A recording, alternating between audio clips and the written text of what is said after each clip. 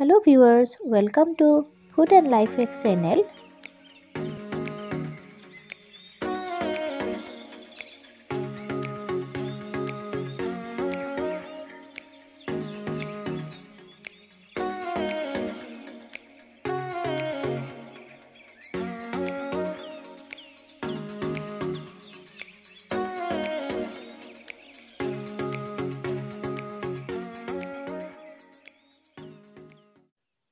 Hello viewers, পুনৰবাৰ এটা নতুন ভিডিঅ' লৈ মই মিতুলাই আপোনালোকক সকলোকে ফুড এণ্ড লাইফ হেক চেনেললৈ স্বাগতম জনাইছোঁ।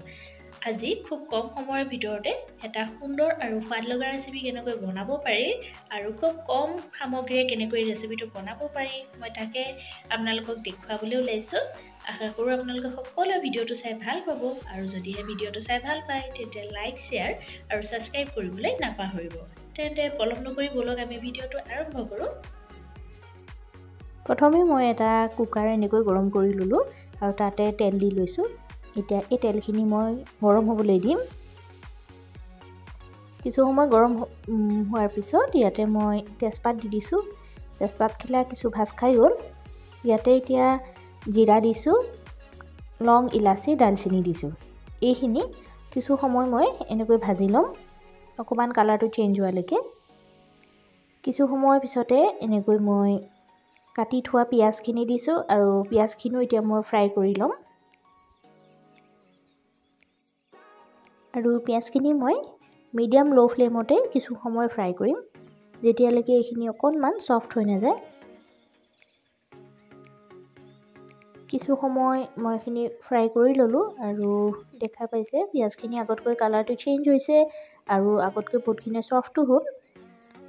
ইয়াত এতিয়া মই হাফ টিস্পুন চুগাৰ এড কৰি দিলোঁ।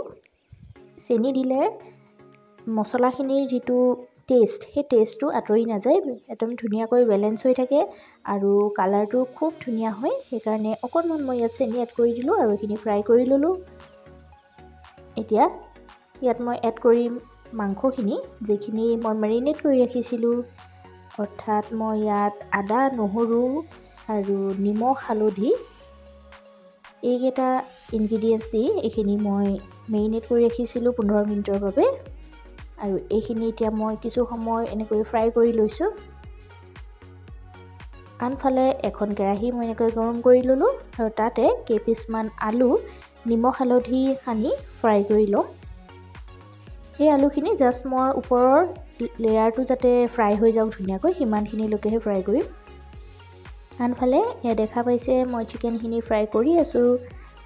ইয়াত এতিয়া মই 1 টিস্পুন জিৰা বা কিউমিন পাউডাৰ এড কৰিলোঁ আৰু এই চিকেনখিনি মই প্ৰায় 50% সিজালৈকে ফ্ৰাই কৰি থাকিম।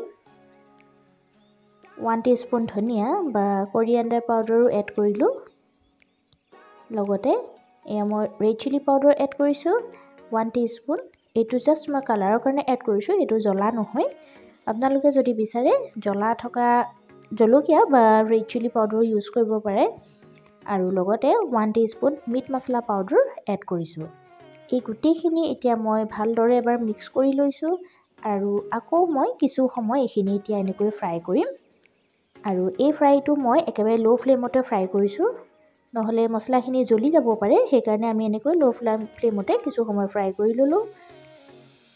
এতিয়া কিছু সময় ফ্ৰাই কৰাৰ পিছত ইয়াতে এতিয়া মই যিখিনি ফ্ৰাই কৰি লৈছিলোঁ আলু বা পটেটো পিচ আছিলে, সেই পিচখিনি ইয়াত এড কৰি দিলোঁ আৰু সেইখিনিও মিক্স কৰি পিনে ভাজি লৈছোঁ। খুব সোনকালে ঝটপট হোৱা এটা ৰেচিপি। যিসকল বেচেলাৰ্ছ আছে বা হোষ্টেলত থাকে তেওঁলোকৰ কাৰণে এই ৰেচিপিটো খুবেই এটা সহায়কৰ বা হেল্পফুল ৰেচিপি হ'ব, কাৰণ তেওঁলোকে বেছি বিধে বিধে বা বেলেগ বেলেগ আইটেম বনাই থাকিবলৈ সময় নহয়।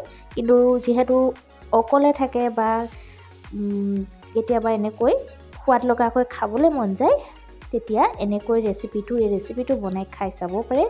খুব ভাল লাগে খাই আৰু বনাবলৈ খুব সহজ। আৰু আপোনালোকে দেখা পাইছে মই চিকেনখিনি কিছু সময় ফ্ৰাই কৰি ল'লোঁ।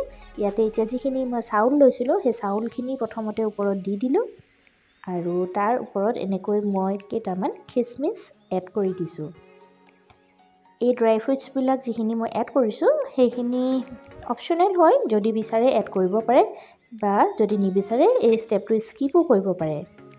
আৰু লগতে এয়া মই পিঁয়াজ ফ্ৰাই কৰি ৰাখিছিলোঁ, একেবাৰে ডিপ ফ্ৰাই কৰি ৰাখিছিলোঁ, সেইখিনিও মই ওপৰত এনেকৈ দি দিছোঁ। জাষ্ট যেনেকৈ বিৰিয়ানীত এড কৰে ঠিক তেনেকৈ কৰিছোঁ মই। লগতে এয়া মই স্প্ৰিং অনিয়ন বা পিঁয়াজ পাত এড কৰিছোঁ।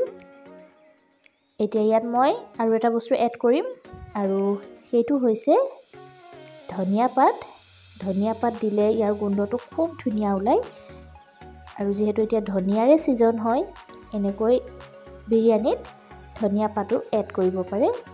লগতে ইয়াত মই হাফ কাপ গাখীৰ এড কৰিছোঁ। গাখীৰ এড কৰিলে ইয়াৰ টেষ্টটো খুব ভাল ওলায় আৰু খাবলৈও খুব সোৱাদ লগা হয়। যদিহে আপোনালোকৰ ওচৰত গাখীৰ নাথাকে তেতিয়াহ'লে এই ষ্টেপটো স্কিপো কৰিব পাৰে, জাষ্ট অকল পানী দিলেই হ'ব। আৰু ইয়াত এতিয়া মই পানী দিছোঁ। পানী আপোনালোকে নিজৰ জোখ অনুপাতে দিব।